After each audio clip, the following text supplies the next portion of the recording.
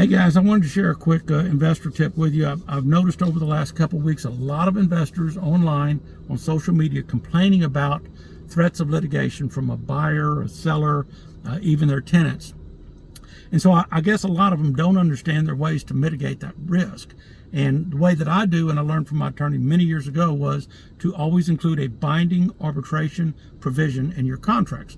And what that provision does is it prevents any party to that agreement from litigating a dispute, right, in court.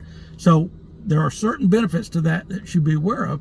Number one, when you have binding arbitration, it costs tremendously less than a court case, right? The other one is the resolution is much speedier. You're not going to spend years in court. It could be a matter of weeks or months at the most. And then there's more privacy as well. You're not in open court. You're not going to have your name or your company's name dragged through the mud. So it can be a confidential type thing on arbitration, which is great. And then the arbitrator's decision is final. It's not appealable. So all of those things together, combined together, it seems to me like it's a valuable tool that any investor should have in their tool belt.